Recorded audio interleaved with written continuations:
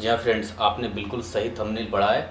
MNST scheme को फिर से एक बार बहाल किया गया है। जीएसटी काउंसिल की मीटिंग कल समाप्त हुई है। 53rd जीएसटी काउंसिल की मीटिंग समाप्त हुई है, जिसके अंदर एमएनएसटी स्कीम को फिर से बहाल किया गया है। एमएनएसटी स्कीम को एक बार फिर से लाया गया है। इस एमएनएसटी स्कीम को आप मिस बिल्कुल ना होने दीजिएगा। इस वीडियो को आप शुरू से अंत तक देखिएगा। किन किन केसेस में आपको इस एमएनएसटी स्कीम का फ़ायदा मिलने वाला है, इस वीडियो के अंदर डिस्कशन करेंगे। चलिए, सबसे पहला एमएनएसटी स्कीम की बात कर लेते हैं। सेक्शन 73 के अंदर अगर आपका कोई ऑर्डर इशू हो चुका है, DRC 07 इशू हो चुका है, वो DRC 07 चाहे 17-18 का हो, 18-19 का हो या 19-20 का हो, 3 सालों के लिए एमएनएसटी स्कीम लाया गया है कि कोई भी आपका डिमांड नोटिस इशू हो चुका है सेक्शन 73 के अंदर, उस डिमांड ऑर्डर के अंदर टैक्स के साथ साथ इंटरेस्ट और पेनल्टी भी लगाया जाता है। तो अगर आप उस टैक्स का पेमेंट कर देते हैं, जो उस DRC 07 के अंदर टैक्स और इंटरेस्ट पेनल्टी लगाया गया है, केवल आपको टैक्स का पेमेंट करना है। तो जीएसटी काउंसिल की मीटिंग में बहुत बड़ा इंपॉर्टेंट डिसीजन लिया गया है, बहुत बड़ा डिसीजन लिया गया है एसएससी के फेवर में। सेक्शन 73 के अंदर अगर कोई भी डिमांड इशू हो चुका है 17-18 से लेकर के 19-20 तक, चाहे आपका केस अपील में क्यों न चल रहा हो, उसके लिए भी रिलीफ दिया गया है। आपने जो अपील फाइल कर रखी है उसके अंदर भी आपको रिलीफ मिल जाएगा। अब ये रिलीफ देने के लिए गवर्नमेंट के पास पावर कहाँ से आएगी? तो गवर्नमेंट ने क्या किया है, एक नया सेक्शन इंसर्ट करने जा रही है।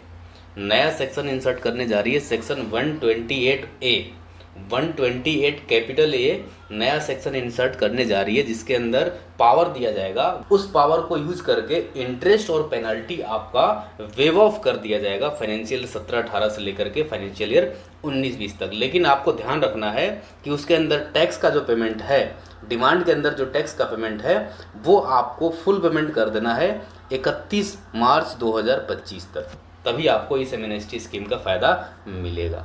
दूसरा चेंजेस होने जा रहा है, reduction of government litigation bye fixing monetary limits for filing appeal under GST. The GST Council recommended to prescribe monetary limits subject to certain exclusions for filing of appeals in GST by the department before GST Appellate Tribunal, High Court and Supreme Court to reduce government litigation. The following monetary limits have been recommended by the council. अभी तक क्या होता था, GST department छोटे छोटे case लेकर के high court supreme court तक पहुंच जाता था।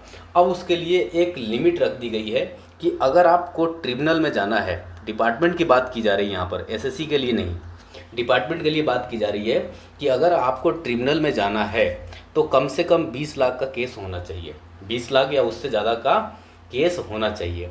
हाई कोर्ट के अंदर जाना है तो कम से कम 1 करोड़ का केस होना चाहिए। सुप्रीम कोर्ट में जाना है तो 2 करोड़ रुपए तक का केस होना चाहिए। 2 करोड़ से ऊपर है तो अब आप सुप्रीम कोर्ट में जा सकते हैं। अब आप छोटे मोटे केस लेकर के हाई कोर्ट या सुप्रीम कोर्ट में नहीं जा सकते हैं।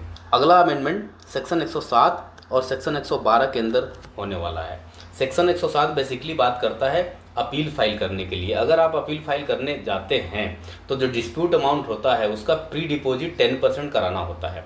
तो उसके अंदर क्या हो रहा था कि गवर्नमेंट को ये पता चला कि प्री डिपॉजिट ज़्यादा कराने से कैपिटल ब्लॉक हो जाता है, एसएससी का, टैक्स पेयर का कैपिटल ब्लॉक हो जाता है अगर ज़्यादा प्री डिपॉजिट करना पड़ता है अपील फाइल करने के लिए।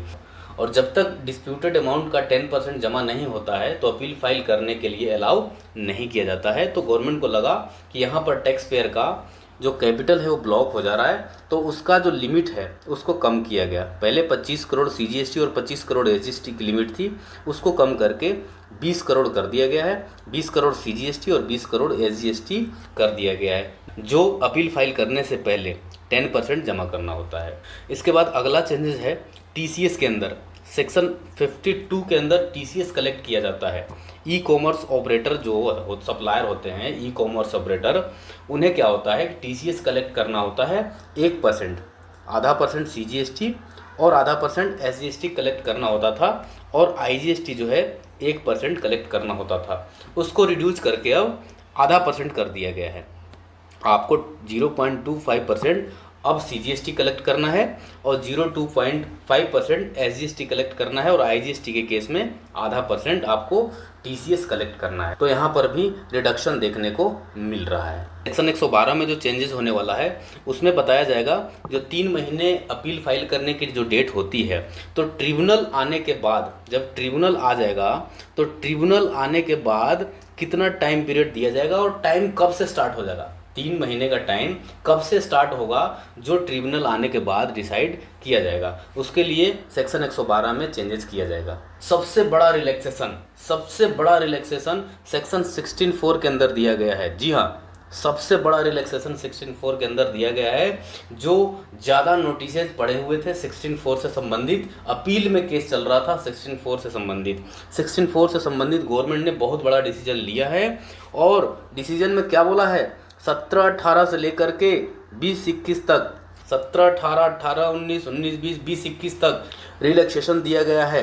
सेक्शन 16(4) में क्या बोला इन्होंने, the GST council recommended that the time limit to avail input tax credit in respect of any invoice और debit note under section 16(4) of CGST act through any return in form GSTR 3B filed up to 30 of November 2021 for the financial year 17-18, 18-19, 19-20 may be deemed to be 30 of the November 2021 for the same requisite amendment in section 16(4) of CGST Act retrospectively 1st July 2017 has been recommended by the GST council. सबसे बड़ा relief मिला है section 16(4) के अंदर।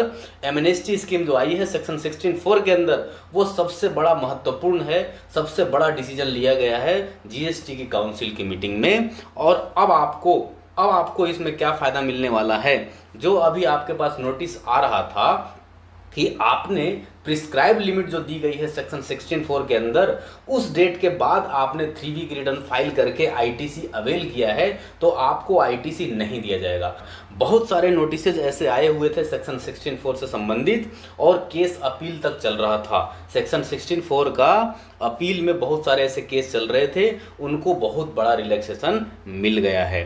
अब आपकी return अगर 17-18 से लेकर के 20-21 तक की रिटर्न 30 नवंबर 2021 तक फाइल कर दी है आपने, यहाँ पर इन्होंने क्या लिखा है, एनी रिटर्न इन जीएसटीआर 3B, कोई भी रिटर्न हो 17-18 से लेकर के 20-21 तक की रिटर्न आपने 30 नवंबर 2021 तक फाइल कर दी है, तो ये मान लिया जाएगा कि आपने सेक्शन 16(4) का वायलेशन नहीं किया है, आपने सेक्शन 16(4) के कंडीशन को फुलफिल किया है, आपका आईटीसी डिसअलाउ नहीं होगा। ये सबसे बड़ा रिलैक्सेशन दिया है गवर्नमेंट ने। 30 नवंबर 2021 तक अगर आपने रिटर्न जीएसटीआर 3B फाइल कर दी है तो आपको आईटीसी मिल जाएगा। सेपरेट ईयर नहीं देखना है अब आपको। अब ये नहीं देखना है कि 17-18 की जो डेट थी, 20 अक्टूबर जो पहले डेट थी, 20 अक्टूबर तक नहीं देखना है। 17-18 के लिए भी 30 नवंबर ही देखना है, 18-19 के लिए भी 30 नवंबर देखना है। अब आपको 17-18 से लेकर के 20-21 तक 30 नवंबर ही देखना है कि 30 नवंबर तक आपने अगर फाइल कर दिया है तो आपका आईटीसी जेन्युइन है, आपको आईटीसी मिल जाएगा।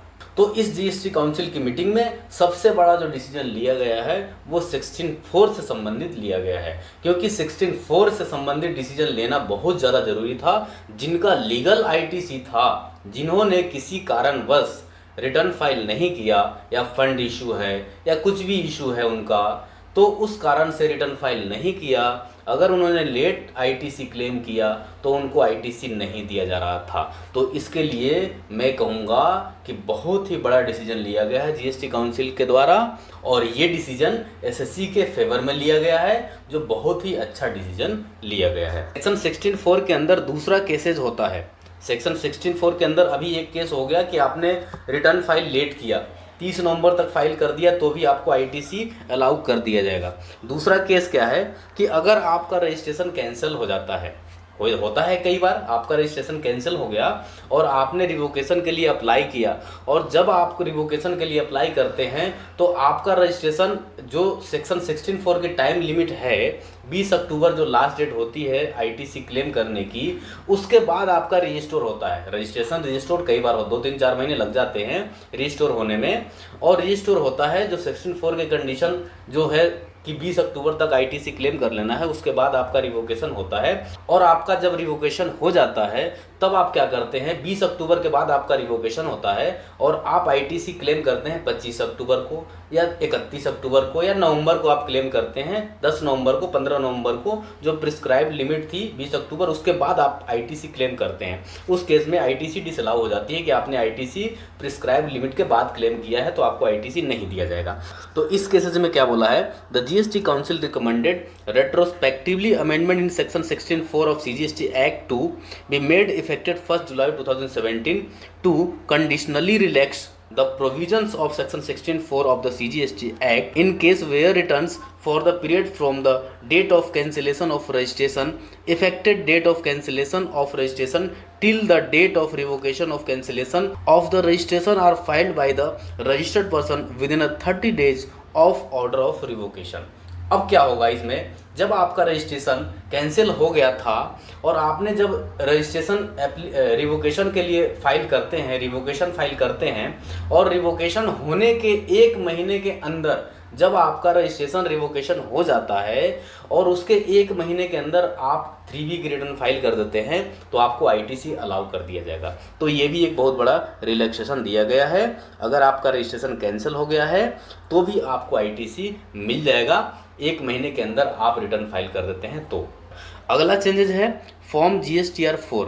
Form GSTR4 basically composition dealer, यानी कंपोजिशन डीलर के केस में GSTR4 फाइल करना होता है, जिसकी लास्ट डेट होती है अगले साल की 30 अप्रैल, फाइनेंशियल ईयर ख़त्म होते ही अगले मंथ की 30 अप्रैल की ड्यू डेट होती है। तो गवर्नमेंट ने कहा कि नहीं, 30 अप्रैल तो बहुत कम है, इसे बढ़ा करके कम से कम 30 जून किया जाए। जीएसटी काउंसिल की मीटिंग में इसे बढ़ा करके 30 जून कर दिया गया है। तो अगर कंपोजिशन डीलर हैं तो उनको अब 30 अप्रैल तक रिटर्न फाइल करने की ज़रूरत नहीं है, वो 30 जून तक अपनी रिटर्न फाइल कर सकते हैं। कंपोजिशन डीलर जो GSTR4 फाइल करना होता है, तो इनके लिए भी एक बहुत बड़ा रिलैक्सेशन आया है। लेकिन ये अप्लाई कब से होगा, financial year 24-25 onwards, financial year 24-25 onwards, financial year 24-25 से ये लागू होगा। तो अब आप जो GSTR4 की रिटर्न फाइल करेंगे फाइनेंशियल ईयर 24-25 की, तो उसके लिए ड्यू डेट जो देखा जाएगा वो 30 जून देखा जाएगा। चलिए अगला अमेंडमेंट रूल 88B के अंदर चेंजेस किया जा रहा है। इसके अंदर क्या चेंजेस किया जा रहा है, इन respect of interest under section 50 of CGST act on delay filing of return in cases where the credit is available in electronic cash ledger on the due date of filing the said return। कई बार क्या होता है कि tax का payment आपने 20 तारीख को किया, अब 20 तारीख को आपने पेमेंट किया तो कई बार पेमेंट क्लियर नहीं होता है। आप सोचते हैं कि ठीक है घंटे 2 घंटे बाद रिटर्न फाइल कर देंगे और रिटर्न फाइल करना भूल जाते हैं, और रिटर्न फाइल करना भूल जाते हैं, कई बार महीनों भर रह जाता है कि रिटर्न फाइल नहीं होती है। जब अगले महीने की रिटर्न फाइल करने बैठते हैं तो पता चलता है कि पिछले महीने की रिटर्न फाइल ही नहीं किया। अब वहाँ लेट फीस की बात आती है, इंटरेस्ट की बात आती है, तो इंटरेस्ट जो वहाँ लगना होगा वो इंटरेस्ट नहीं लगेगा क्योंकि आपने कैश लेजर में पैसा जमा करा दिया था। तो उसके लिए सेक्शन 50 के अंदर अमेंडमेंट किया जाएगा और इन्होंने बोला कि अगर आपका इलेक्ट्रॉनिक कैश लेजर में पैसा पड़ा है तो आप जब 3B भरने जाएंगे तो वहाँ पर इंटरेस्ट आपसे नहीं लिया जाएगा। तो इसके लिए सेक्शन 50 के अंदर अमेंडमेंट किया जाएगा। अगला एक और बड़ा चेंजेस किया जा रहा है, एक नई रिटर्न आ रही है, रिटर्न GSTR1A।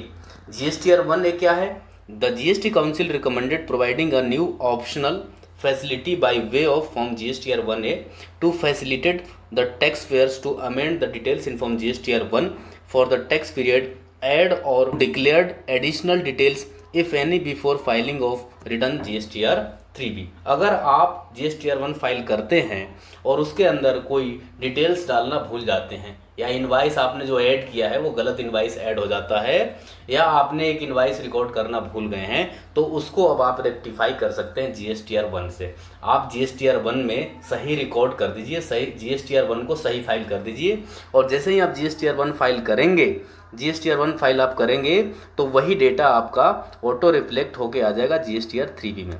जैसे अभी GSTR1 फाइल करते हैं तो वो रिटर्न फाइल करते हैं GSTR3B में ऑटो रिफ्लेक्ट हो जाता है, वो टैक्सेबल वैल्यू, वो टैक्स ऑटो रिफ्लेक्ट करा दिया जाता है GSTR 3B में, वैसे ही GSTR 1A जब फाइल करेंगे तो उसका डेटा रिफ्लेक्ट करा दिया जाएगा GSTR 3B के अंदर। लेकिन आपको ये फाइल कब करना है? GSTR 3B फाइल करने के ड्यू डेट से पहले। जब GSTR 3B की जो ड्यू डेट होगी उस ड्यू डेट से पहले आपको रिटर्न फाइल करनी होगी GSTR 1A, तभी आपको इस फंक्शनलिटी का बेनिफिट मिलेगा। अदरवाइज हो सकता है GSTR 1A 20 तारीख के बाद, जो 20 तारीख होती है 3B फाइल करने की, उसके बाद वो डिसेबल्ड कर दिया जाए। हो सकता है ऐसा हो जाएगा, क्योंकि इन्होंने बोला है कि 3B रिटर्न फाइल करने से पहले आपको GSTR 1A फाइल करना पड़ेगा before filing of return in GSTR 3B for the set tax period. उस टैक्स पीरियड के लिए 3B की जो ड्यू डेट होगी उससे पहले GSTR 1A आपको फाइल करना पड़ेगा। इसके अलावा GSTR 9 और 9A के अंदर कोई चेंजेज नहीं है। जो लिमिट पहले थी कि 2 करोड़ से कम टर्नओवर वाले को जो है GSTR 9 और GSTR 9A फाइल करने की ज़रूरत नहीं है, उसे ही कंटिन्यू किया गया है फाइनेंशियल ईयर 23-24 के लिए।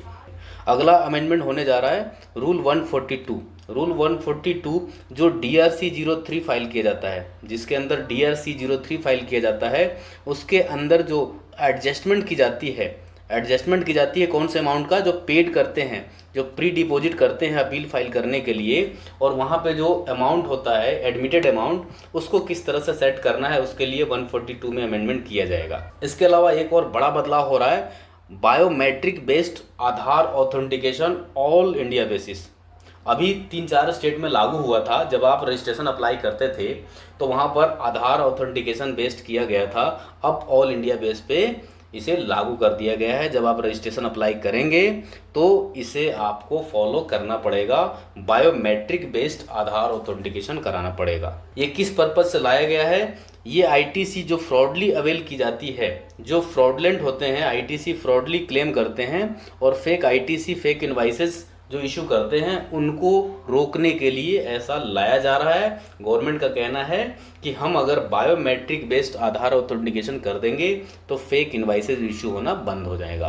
तो इस वजह से इन्होंने ऑल इंडिया बेसिस पे बायोमेट्रिक बेस्ड आधार ऑथेंटिकेशन एप्लीकेबल कर दिया है। अगला अमेंडमेंट जो हो रहा है सेक्शन 73 और 74 के अंदर हो रहा है। इसके अंदर एक नया सेक्शन इंसर्ट किया जा रहा है, section 74A। Section 74A insert किया जा रहा है और इसमें बताया जाएगा कि जो डिमांड ऑर्डर इशू करना है उसकी लिमिट क्या होगी। फाइनेंशियल ईयर 24-25 से लागू होगा।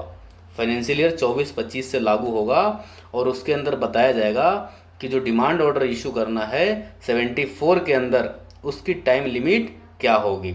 अगला amendment section 16 of IGST, section 16 of IGST में अमेंडमेंट होगा और सेक्शन 54 के अंदर अमेंडमेंट होगा कि अगर SCZ यूनिट के द्वारा सप्लाई किया जाता है SCZ यूनिट डेवलपर के द्वारा सप्लाई किया जाता है SCZ को, तो उस केस में रिफंड कैसे किया जाएगा, क्या उसका रिफंड करने का प्रोसेस होगा, उसके लिए अमेंडमेंट किया जाएगा सेक्शन 54 के अंदर। और सेक्शन 54 में बताएंगे कि प्रोसेस क्या होगा रिफंड क्लेम करने के लिए। अगला अमेंडमेंट जो हो रहा है B2C में हो रहा है।